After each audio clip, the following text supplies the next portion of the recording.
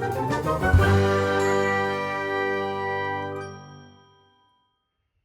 everyone, this is Chris, your friendly neighborhood Minnesota Comic Geek here with another kind of roundup haul video. Before I get started, I would ask that if you enjoy this type of comic book related content, please give the video a thumbs up, hit the notification bell, and subscribe to the channel so that you don't miss any future videos. And if you enjoy talking comics, then comment below. Alright, let's get into it. So today is November 17th. Yesterday morning, Saturday, November 16th, one of the kind of collectibles shops over in Hopkins, Minnesota here was having their semi-annual warehouse sale where they're just liquidating cards, toys, comics, collectibles, records, you name it. They had bins and bins of just random collectible paraphernalia. The main draws for the sale were the Pokemon cards and toys, really. Maybe some sports cards as well, but a lot of people were there for the Pokemon cards. But they were gonna have some like comic back issues for sale, some bigger books as well. They ended up only having like 6 kind of short boxes of comics there, so it was a very quick flip through and search on my part, but they were 50% off from their March price. I ended up spending $13 total, so I only found a few books that I wanted or that I liked. First off is this Avengers #4 from 2023. This is the Alex Ross Avengers connectivity cover. There's, a set of covers that connect, all done by Alex Ross. I don't know if they're all from just the Avengers title or if they were other Avengers adjacent titles that have the other covers that connect, but still pretty cool Alex Ross cover. Awesome to have it, being a huge fan of his. This ended up being $2. Saw this Spider-Man Annual #1 from 2023 with this awesome Gabriel Dell'Otto variant cover. The only bad part is they had like 4 or 5 of these issues in the short box, and I just I was going really quick. They all kind of looked the same, and I didn't really inspect them that intensely, given that it was only going to be $2. But I got home and I looked, and there's this tiny little spine split here down here, so a little bummer, but still cool to have this issue and this cover specifically in the collection. Then I got Dark Web X-Men #2 with this David Baldeón variant cover. This was from 2023.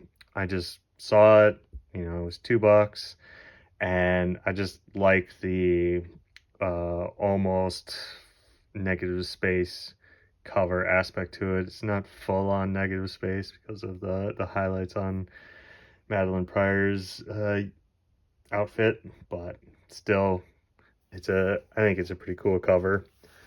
So happy to pick it up. It wasn't one that I had in my collection. For those of you that were collecting X-Men comics in the late 90s, remember the Age of Apocalypse kind of event that took over all the X-Men books? Well, Marvel, like after the series had run, collected each series had 4 issues, and they collected them into these kind of square bound kind of mini trades, mini graphic novels, whatever, but they gave them these kind of gimmicky gold foil covers, which I don't know, it's kind of cool in my opinion. Child of the 90s, I grew up with all the gimmicky Marvel and DC covers, so this hits home, but I have the X-Man version of this in my collection and have for a long time. I've never really come across any others in the wild. They are just kind of hard to come across and find for whatever reason. I don't know if they were low print runs or what, but they just, I don't know, I just never really come across them. So I saw this one. This is the Generation Next kind of trade. Sticker price of 10, so it ended up being $5. It's in okay condition. Kind of cool to add this to the collection. I just really love it. Then I was surprised to find this one in their short box, Dark X-Men #1, featuring this awesome Adam Hughes cover. Again, I got this one for $2. Again, kind of a steal in my opinion, given the awesome Adam Hughes cover. I am currently, as I'm recording this, bidding on the like 1 in 50 ratio variant, virgin variant of this same cover on eBay. I don't think I'll win it because I'm probably just underbidding what it's probably worth. But it would be cool to have the set together, but still pretty cool to get another copy of this one. Then another very kind of a much older Adam Hughes cover, X-Men the Early Years #3, again featuring this Adam Hughes cover. He didn't just do X-Men classic covers. He did this one. I don't know if he did any other X-Men Early Years covers from this short-lived reprint title. It reprints, I'm assuming it's issue 3 from the original X-Men, Uncanny X-Men run, the first appearance of the Blob and all that. But yeah, got this for $2. Pretty cool.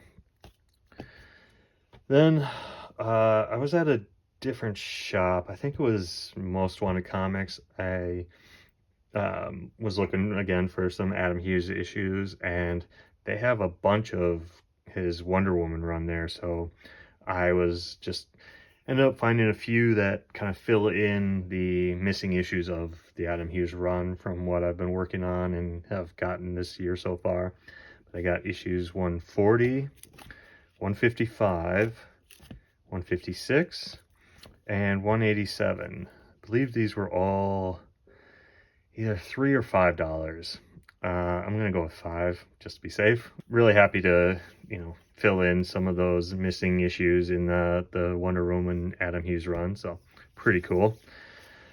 Then I was over at Rockhopper Comics and Games and going through their back issues, and I just was looking through the bins and stumbled across this Poison Ivy #13 with this awesome variant cover done by Frank Cho.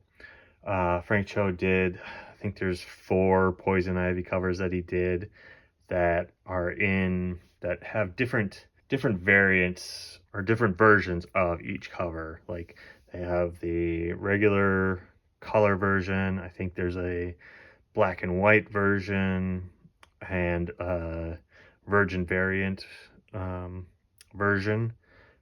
So my goal is to pick up and find all 4 covers because I love Frank Cho. I love his Art Nouveau style covers that he's been doing for DC for quite some time, starting kind of with Wonder Woman, then to Harley Quinn, then to Batman and Poison Ivy, and he's currently doing variant covers for Catwoman, which I've gotten, but I didn't know when this one originally was published that he had done these variant covers, so I have to go through the back issues or go on eBay to get those and add them to my collection. But it's just added to the list. And lastly, recently I won, I can't remember if it was an auction or if it was just, I think it was an auction, where I won this Frank Cho's Liberty Meadows issue number 1, signed by Frank Cho. But the important thing is that it is the first printing of issue 1, which is the important aspect in terms of the monetary value. Issue 1 first printing can go for a good sum of money, anywhere from 100 to several $100s, depending on the grade, if you get it graded. So happy to add a pretty good conditioned copy of issue 1 here. I think there's just some minor spine ticks that could be pressed out if I wanted, but I paid $42 for it, so happy with that price. But if you're a Frank Cho fan and you want to get a first printing issue number 1, and someone asked me this in the comments, and how to tell if it's a first printing is to look on the inside back cover here, and you'll notice that in the kind of publication details, it doesn't say whether it's a first printing, second printing, third, whatever. How you will know is that over in the bottom right corner here, it will just say printed in Canada.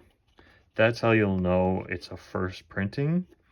If it is a second, third, or fourth printing, I believe there was only 4 printings of this issue, it will say like second printing printed in Canada or fourth printing printed in Canada. It will list those other printings right down here right before, so that's how you'll know.